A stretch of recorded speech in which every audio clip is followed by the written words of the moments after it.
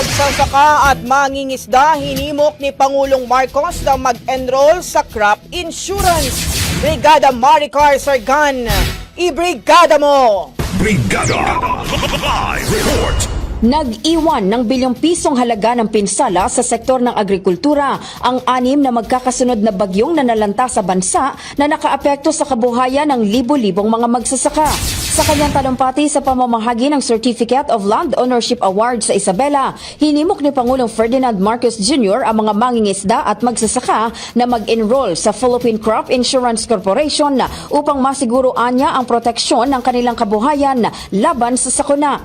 Binigyang diin ng Pangulo na napakahalaga ng pagkakaroon ng insurance, lalong-lalo na sa mga rehiyon na madalas tamaan ng bagyo o kalamidad.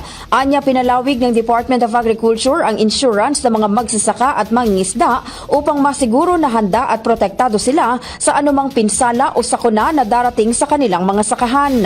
Kamakailan lang din anya ay nakapamahagi ang pamahalaan ng 25 million pesos na indemnity check sa mahigit 1,400 benepisyaryo sa lalawigan ng Mindoro na nasalanta ng mga nagdaang bagyo. Samantala, prioridad sa PCIC ang mga magsasaka na rehistrado sa Registry System for Basic Sectors in Agriculture kung saan umaabot sa 20,000 pesos kada ektarya ang pwedeng makuha mula sa insurance.